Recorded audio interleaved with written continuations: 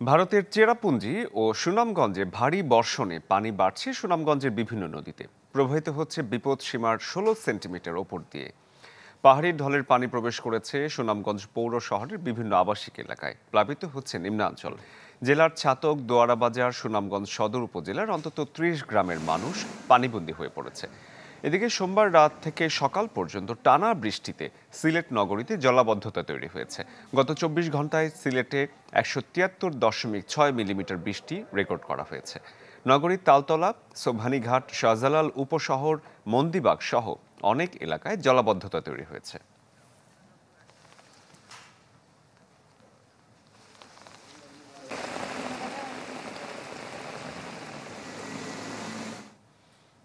নগদের কাছে সব গ্রাহকই প্রিয়, তাই তো সারা দেশে ক্যাশ আউট চার্জ সবচেয়ে কম। দর্শক, বলছিলাম টানা বৃষ্টিতে সিলেট নগরীর মধ্যেই পানি ঢুকে পড়েছে এবং জলাবদ্ধতার সৃষ্টি হয়েছে। সিলেটের অবস্থা এখন জানাতে চাই সহকর্মী আজহারউদ্দিন শিমুল আমাদের সাথে যুক্ত আছেন এবং সুনামগঞ্জ থেকে AR জুয়েল। শুরুতেই শিমুলের কাছে যেতে চাই। শিমুল, ঈদের সকালে মানুষের এই ভোগান্তি, কি অবস্থা এখন নগরীর?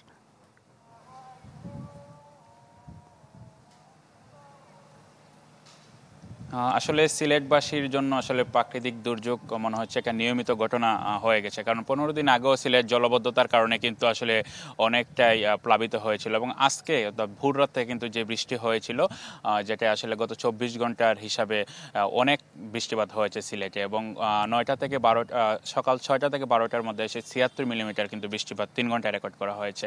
এবং সকালে আমরা দেখেছি যে মানুষের ভোগান্তির আসলে অন্ত নেই। যারা মুসল্লিরা নামাজ পড়তে বিভিন্ন ঈদগাহ যাওয়ার কথা, বিশেষ করে সিলেটের কেন্দ্রীয় শাহী ঈদগাহে প্রায় 2 লাখ মানুষের সমাগম হয় প্রতিটি ঈদে, কিন্তু এবার 1000 নিচে অন্তত পক্ষে মানুষ অংশ নিয়েছেন। যারা অংশ নিয়েছেন তারাও কিন্তু বৃষ্টিতে ভিজে। আপনারা জানেন যে কুরবানির যারা পশু জবাই করেন তার নামাজের পরপরই এই আনুষ্ঠানিকতা শুরু করেন, কিন্তু জলবদ্ধতা থাকার কারণে অনেকে বাড়ির উঠোনে কিন্তু পানি উঠে গিয়েছিল, যার কারণে তাদের আসলে এইরকম পূর্ব প্রস্তুতি ছিল না। এই কারণে তাদেরকে অনেকটা ব্যাক পোহাতে হয়েছে এবং অনেকটা সময় তাদের আসলে নষ্ট হয়েছে। তবে বেলা বাড়ার সাথে সাথে সিলেটে বৃষ্টিপাতের পরিমাণও আসলে অনেকটাই কমে গেছে। এখন আকাশের অবস্থা ভালো, এখন বৃষ্টিপাত নেই, তবে বৃষ্টিপাত বাড়লে কিন্তু মানুষের ভোগান্তি বাড়বে।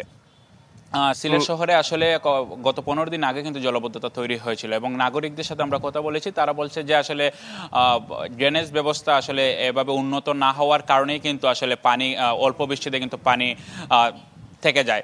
এবং এখন নগরবাসীরা বলছেন যে সিলেটের যে সুরমা নদীর পার্শ্ববর্তী যে এলাকাগুলো, সেই এলাকাগুলো বেশি আসলে প্লাবিত হয় এবং সুরমার যে নাব্যতা ফিরিয়ে নিয়ে আসার কোনো আসলে এখন পর্যন্ত কোনো উদ্যোগ নেই, যার কারণে আসলে জলবদ্ধতার পানি গিয়ে আসলে নদীতে যায় না, যার কারণে আসলে শহরে জলবদ্ধতা তৈরি হয়। সব মিলে আসলে মানুষের ভোগান্তি তো আছেই, মানুষ যেখানে আনন্দ উৎসব করার কথা সেখানে আসলে জলমগ্ন হয়ে পড়েছে। তবে বেলা বাড়ার সাথে সাথে আমরা দেখেছি পানিও কিছুটা নামতে শুরু করেছে। শরীফ, এই ছিল আমার কাছে। ধন্যবাদ আপনাকে। জুয়েলের কাছে যেতে চাই।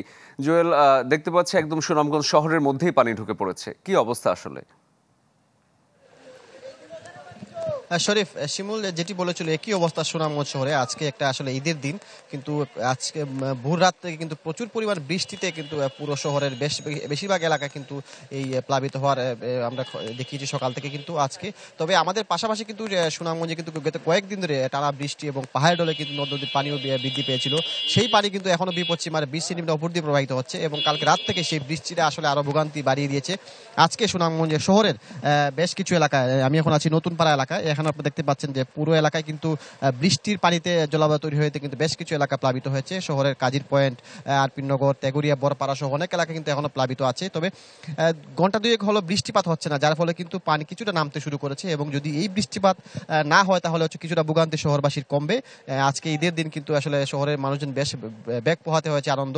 তবে আরেকটা আশঙ্কা হচ্ছে, যেহেতু পাহাড়ি চেরাপুঞ্জিতে প্রচুর বৃষ্টি হয়েছে এবং পাহাড়ে ঢল আছে এবং বৃষ্টিও ছিল, সেই কারণে কিন্তু বন্যার একটা আশঙ্কা আছে। এছাড়া সুনামগঞ্জের নিম্নাঞ্চলে যেসব এলাকা প্লাবিত আছে, ছাতক, দোয়ারা, তাহিরপুরে কিন্তু বেশ এলাকা এখনো অনেক গ্রাম প্লাবিত রয়েছে বৃষ্টিতে, সেই এলাকার মানুষের চরম ভোগান্তি আছে। যদিও শহরের ভোগান্তিটা কিছুটা অস্থায়ী, কারণ হচ্ছে পানি বৃষ্টি নামার সাথে সেই পানি কমে যাবে। তবে সব মিলিয়ে কিন্তু সুনামগঞ্জবাসী একটা শঙ্কায় আছে, যেহেতু পাহাড় ঢোল আছে, বৃষ্টি আছে, সেই বন্যার একটা শঙ্কা রয়েছে। যদি বৃষ্টিপাত না হয় তাহলে কিছুটা স্বস্তি পাবে সুনামগঞ্জবাসী। শরীফ।